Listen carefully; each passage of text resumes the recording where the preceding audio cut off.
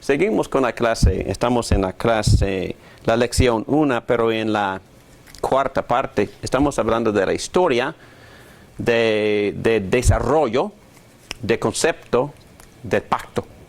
Y estamos en página 25, entramos en la letra B, el periodo medieval.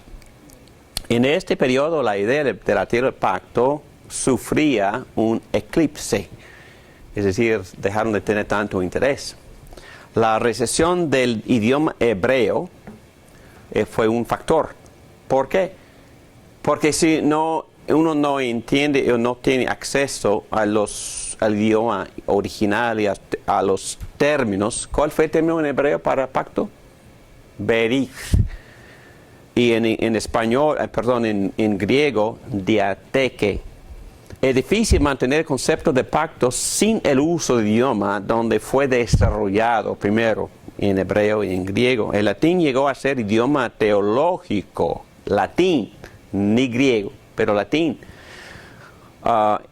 En el oeste y el griego en el este.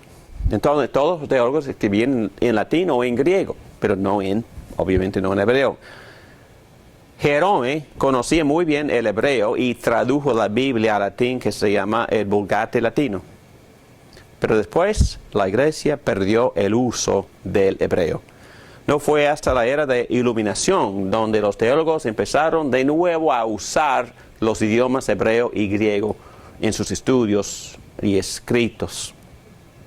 Eso fue parte del gran avivamiento de la iglesia cuando los teólogos volvieron a los idiomas originales y basaron sus interpretaciones sobre hebreo y griego. Eso fue importantísimo y por eso en los seminarios de hoy en día insisten en que los pastores por lo menos tengan un uso, quizás no van a dominar esos idiomas, pero que sepan estudiar las implicaciones de algunas estructuras gramaticales, etcétera, etcétera, y por supuesto estudiar el significado de los términos. Me encanta este tipo de estudio, especialmente en griego, que yo uso un poco con más facilidad de lo que uso el hebreo, pero yo puedo leer los comentarios que hablan del hebreo y del uso de su palabra, y yo tengo mis diccionarios también de hebreo para poder examinar en esos léxicos las mejores definiciones de todos los términos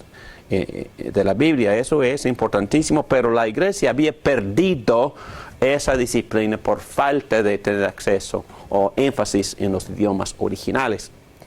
Número 2, la terminología de la teología del pacto fue reclamada en el siglo XIV por William de Ockham y en el siglo XV por Gabriel Biel. Ellos tenían una teología que se llama Pactum Francisco. Pacto, obviamente en latín es pacto.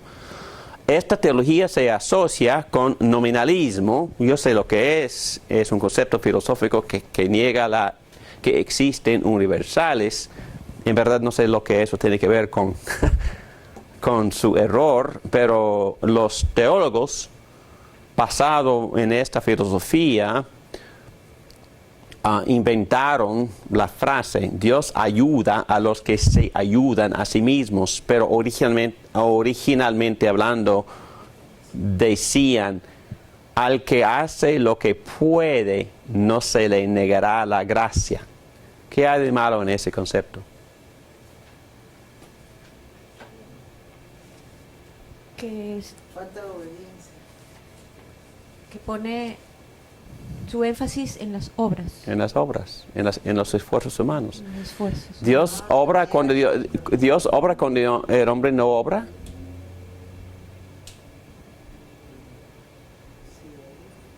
Porcentaje, ¿no? Tiene que obrar el hombre. Y el porcentaje es 1000. 1000%. Sí, es un porcentaje. No, hablando en serio. ¿Qué fue el porcentaje de Abraham en su salvación? Y en tener el 98 en Cristo y el 2% en nosotros. Yo entendí que el 98%, pongamos en Cristo. ¿Quién eligió a quién en cuanto a Abraham? Cristo es el que Bueno, Dios eligió. ¿Y quién lo llamó verbalmente? ¿A quién? Dios es el que nos llama a nosotros, Ok. a todos. Entonces, y por supuesto Abraham creyó, pero ¿de dónde vino esa fe?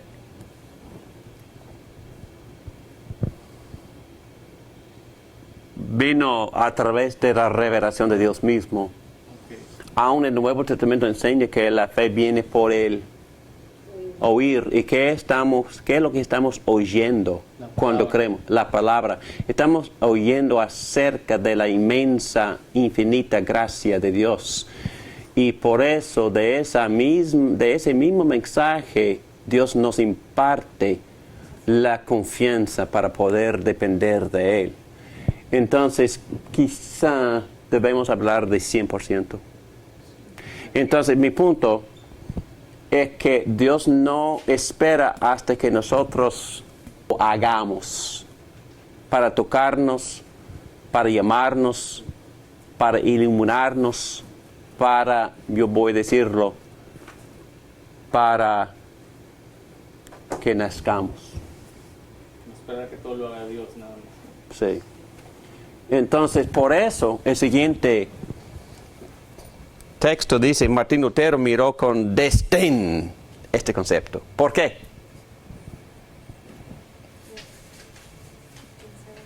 ¿Por qué aborreció ese concepto Martín Lutero? ¿Dios tiene que esperar hasta que un hombre haga algo? No. No, es que él estaba llamándole al mundo entero a que volviera A él. a él. ¿A qué? Mediante el arrepentimiento. A la enseñanza bíblica de la gracia del pacto. Está llamando a todo el mundo a que regrese, a que regresara a la gracia, al evangelio.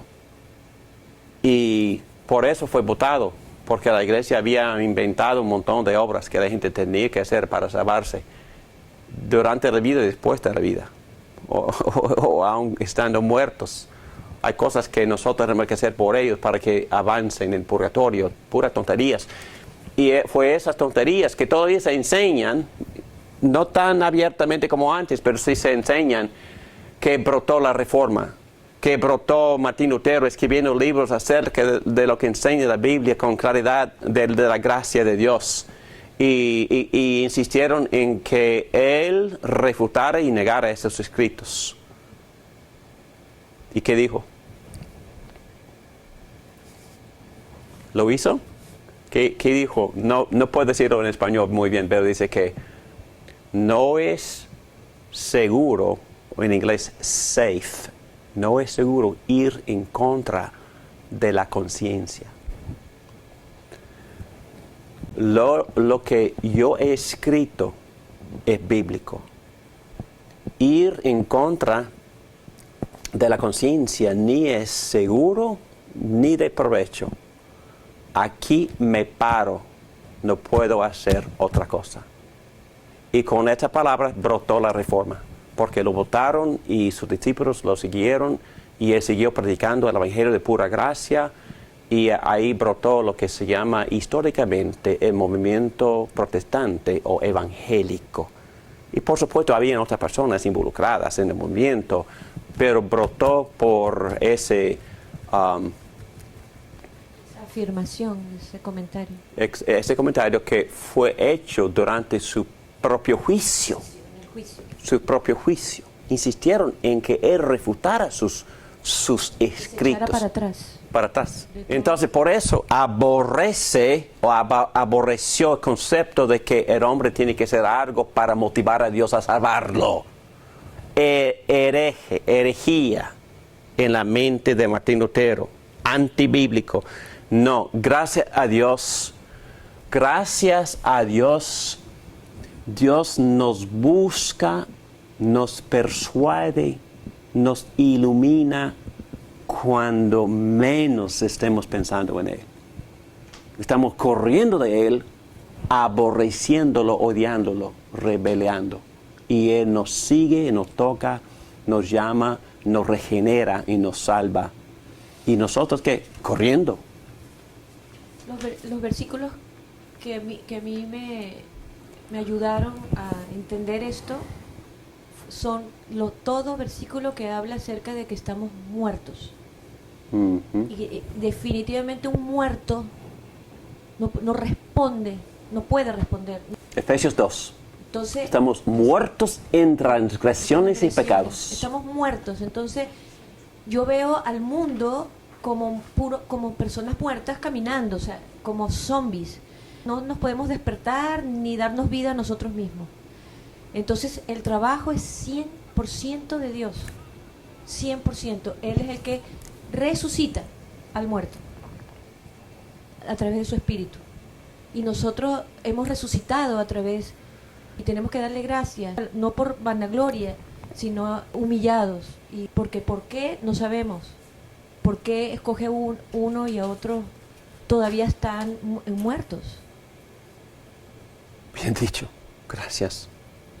Lamentablemente, creo que hablando de porcentajes, a lo mejor 80% de los evangélicos piensan que Dios ayuda a los que se ayudan a sí mismos. Es un texto bíblico. Estuvimos en una célula en la iglesia donde voy ahora, y una señora que ha estado ahí en la iglesia por años citó este versículo. Y este versículo, que no es versículo, obviamente, no se encuentra en la Biblia, y yo protesté y ella, un poco enojada, y su esposo empezó a defenderla por este hombre tan cruel. Estoy hablando dentro de la iglesia, no estoy hablando del mundano, pero la gente cree que yo hago mi parte y Dios me va a bendecir si yo hago mi parte. No, por favor, vamos a abandonar el plan de negocios. No se puede negociar con Dios. Dios, fíjate en tan obediente soy, tienes que obedecerme. Me da asco. No tenemos este tipo de relación con Dios. Es verdad que hay bendición si obedecemos, pero no es contrato ni es obligatorio. No obligatorio, y nunca, todo es gracia. Dios no tiene que premiarnos, Dios no tiene que hacer nada. Dios no tiene que pagarme por obedecerlo. Jesucristo mismo lo dijo. Si yo obedezco, no soy más que un miserable esclavo. Ok, los esclavos obedecen, ok, muy bien. Ni tengo que decirte gracias, dice Jesucristo. Y es menos que yo puedo obligar a Dios a bendecirme. Y es mucho menos, la verdad, que Dios no mueve hasta que yo haga algo. No, Dios, gracias a Dios, aún como cristiano, si Dios tiene que esperarme a mí, estoy perdido. No, perdido. Dios siempre toma la iniciativa. Siempre nos busca. Cuando nos desviamos, ¿qué hace el gran pastor? Siempre lo hace, siempre está en busca de mí. David, ¿dónde estás, por favor? Y siempre me busca. Y no se da por vencido por mis rebeldías. Siempre me busca. ¿Qué cosa? Estamos hablando de la gracia. Vamos a dejar de pensar en estas tonterías e invenciones del hombre. Siempre queremos tomar crédito por lo que nosotros hacemos. No, por favor. El pacto nos enseña otra cosa. Por eso estamos aprendiendo a predicar el Evangelio, por estudiar el pacto. Era de la Reforma, página 26. Zwingli nació en 1884, murió en 1531. Zwingli enseñó acerca del pacto de obras, que ya hemos discutido antes de la caída, y del pacto de la gracia después de la caída. Zwingli habló de los sacramentos en términos del pacto.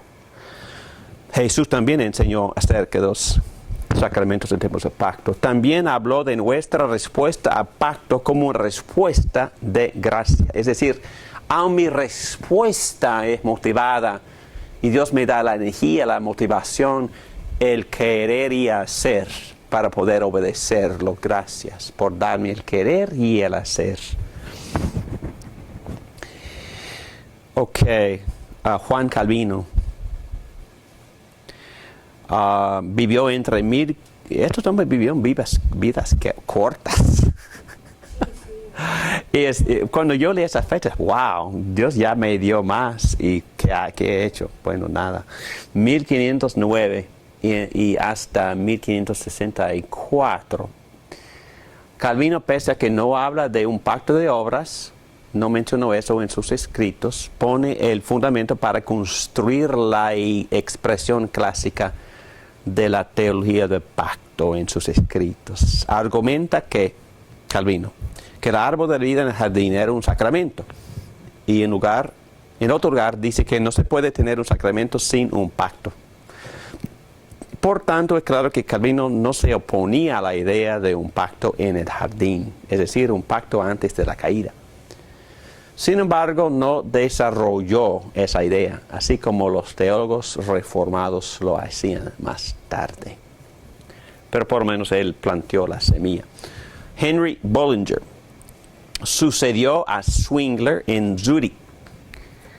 Publicó el primer tratado en 1534 para presentar el concepto acerca de la unidad de Dios en la salvación, tal como los padres de la iglesia primitiva habían usado la idea del pacto. Él fue uno de los primeros teólogos para usar la expresión la teología del pacto como taquigrafía, una abreviación de la teología bíblica, un resumen de lo que la Biblia enseña acerca de la salvación. Voy a volver a ese punto a ratito porque es muy importante. Casper, número 4, Casper Olevianus. Vamos a ver que él es famoso. En su libro, La sustancia del pacto de la gracia entre Dios y los elegidos, él da una teología bíblica usando la idea del pacto.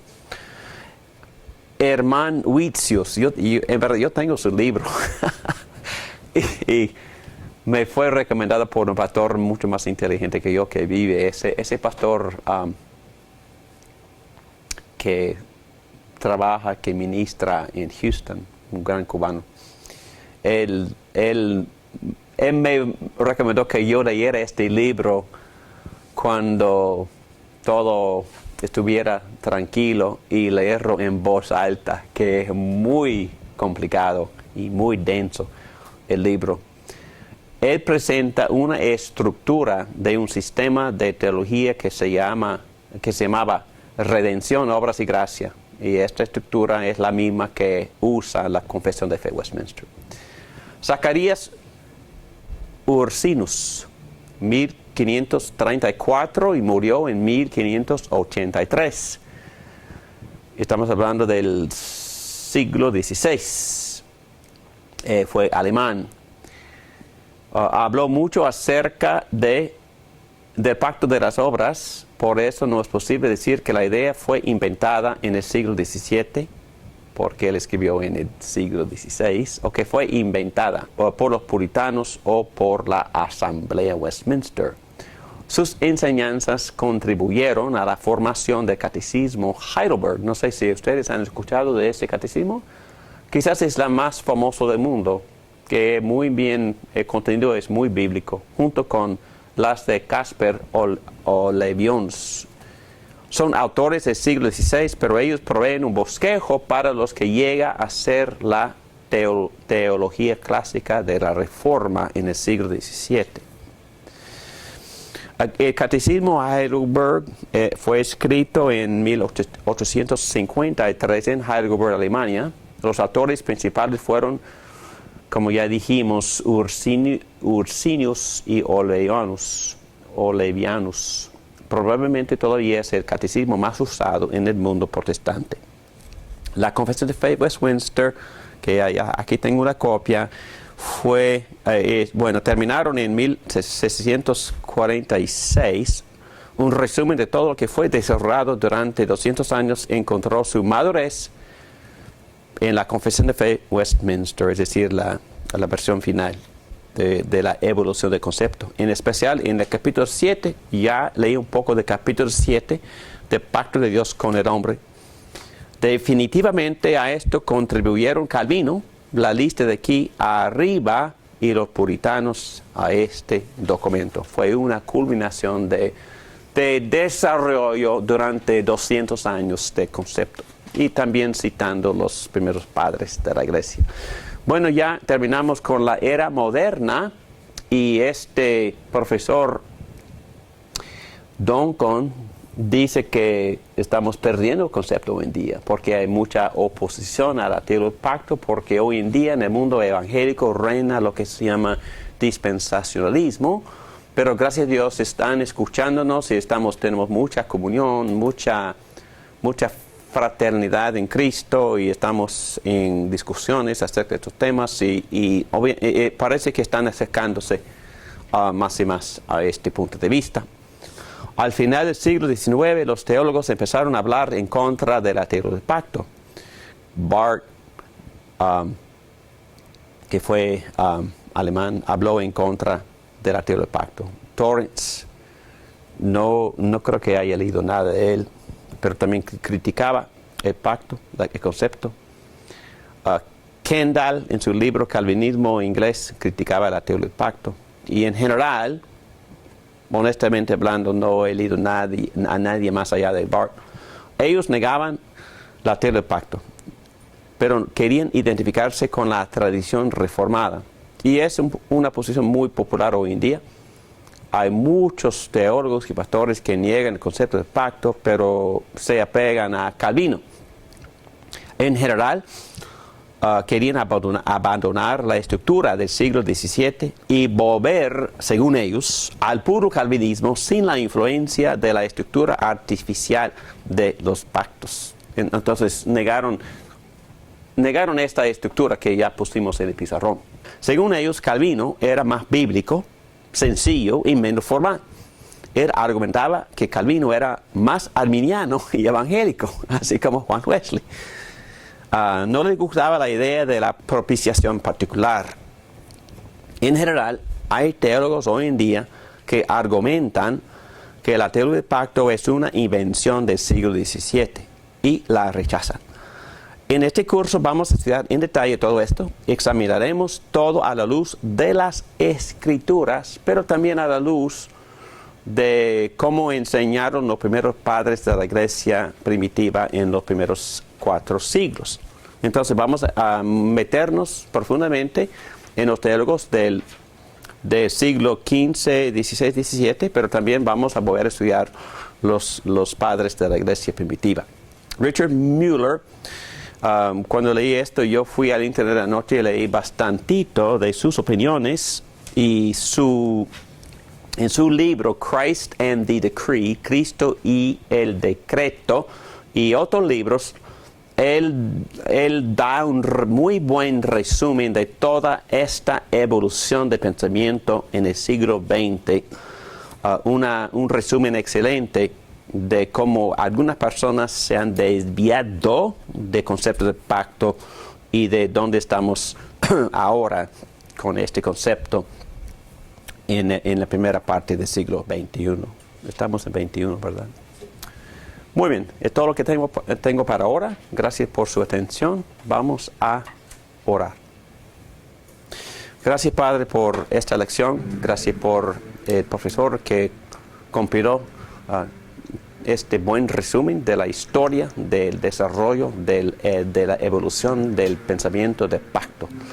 Durante este curso te pedimos que nos ayudes, por favor, a examinar todo a la luz de la Biblia, que tu Espíritu Santo nos ilumine, que nos guíe, que nos dé luz, entendimiento y sobre todo que Él nos ayude a acercarnos a Cristo y contemplar su hermosura y apreciar más la gracia para que podamos en verdad obedecer cumpliendo las obligaciones del pacto, pero desde el corazón lleno del Espíritu y motivado por tu inmenso amor para con nosotros, por medio de la gracia, del pacto de gracia. En el nombre de Cristo te lo pedimos todo esto. Amén.